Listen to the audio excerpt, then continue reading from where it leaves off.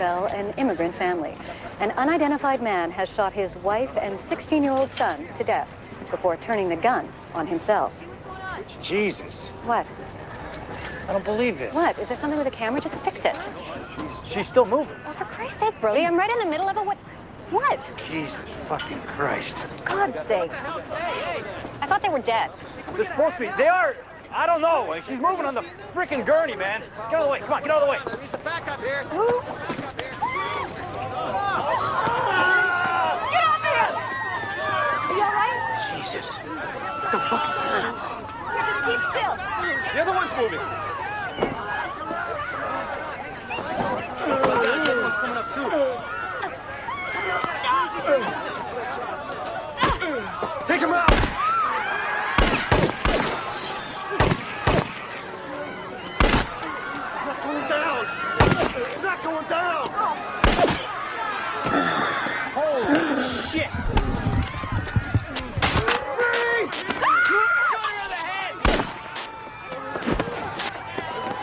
No, this can't happen. This can't be fucking happening!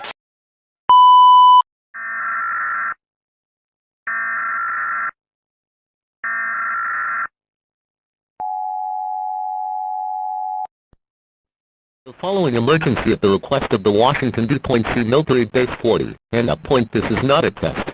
Zombie virus has infected all of the United States of America. Washington D.C. is the last city to remain in power for the United States of America. If you are somehow receiving this message, and not residing in the Washington D.C. military bases 40, and a point you are one of the last people remaining. We will now flip our flag upside down. This will show that we have fallen. We have fallen. The United States of America and its official allies and its overseas territories has fallen. Thank you.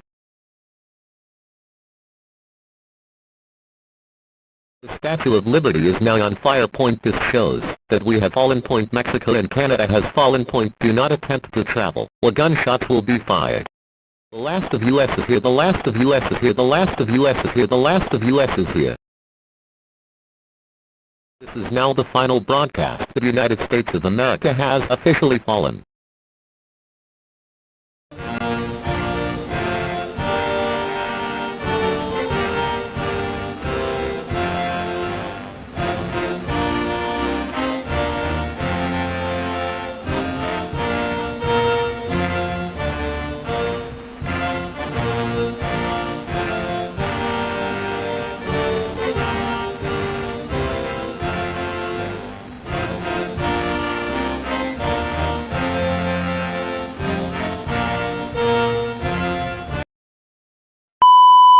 We interrupt our regularly scheduled programming for a Channel 3 special report. Good evening. I'm David Barrows. Jonathan Shaw is on assignment. We apologize for our earlier coverage of the so-called Madison race riots. Reports coming in now indicate the violence is neither racially motivated nor restricted to the greater Madison area. What is certain is that this seemingly unexplainable mass hysteria continues to spread throughout the heartland, with injuries reported to be in the thousands. We now go live to Catherine Lanphier at St. Augustine Memorial Hospital. Catherine? David, the staff here says they haven't seen anything close to the sheer volume of casualties. Badly injured, very frightened people are pouring in, no exaggeration, by the hundreds. And we're told that most of the injuries are bites, not gunshot or stab wounds, as we were led to believe earlier. Just a few minutes ago, we spoke with one of the doctors that has been on call since this morning when the patients arrived. We have seen cases of complete digit, finger extraction, deep throat laceration, even a large section of flesh torn away as if by a rabid dog or wild animal. We've been told by nurses there have been complications. Almost all wounds have shown immediate infection. Many have went into toxic shock. One patient... Have there been fatalities? Excuse me, please. I'm sorry, I have to go. I was coming home from work, and I saw this woman in the road, and she was moaning or something, so I went out to go see. I thought she got hit by a car or something like that, and I went to go reach out to help her, and she bit me in the arm, scratched up my face, and I just took off. And Doctors are still at a loss as to the reason behind these attacks, and the situation doesn't seem to be improving. The past few minutes, I've seen 4 ambulances and several cars pull up with victims seeking emergency care. Whatever's going on, it seems to be far from over. David? Thank you, Catherine. And speculation seems to surround the origin of this phenomenon. And theories include an airborne plague, a toxic chemical spill, bioterrorism, and even a spaceborne virus. And viewers should be advised that there is no official explanation as of yet. Teams from the Federal Emergency Management Agency, the Center for Disease Control, and Office of Emergency Preparedness have been dispatched to Chicago, Madison, and the Twin Cities. While martial law has not been declared, the governors of all 3 states are encouraging citizens to remain calm and stay at home for the present. We've had no official response from the White House, but it can be confirmed that the president is considering returning from his fishing trip at Jackson Hole. More on the situation as it develops. Doctors still appear to be baffled by this new so-called super flu. They're still unsure of exactly how it spreads, and with it reaching near epidemic proportions, the quarantine was enacted and enforced by the National Guard early this morning.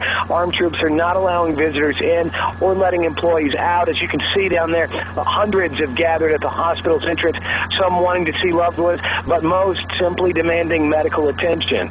Residents are shocked that such a strict quarantine was enacted over something like a flu, with symptoms such as nausea, fever, chills, disorientation, and in extreme cases, reporting catatonic states and delusional aggressive behavior. People have been trying anything for some sort of relief.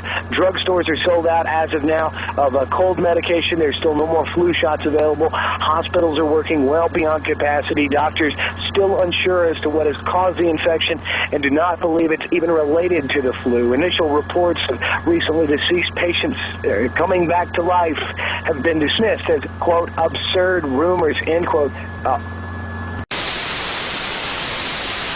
I've now been told this is now a restricted airspace, so we will have to cut our coverage short. God.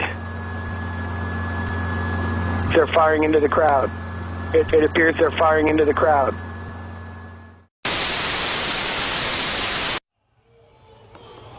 Oh, God.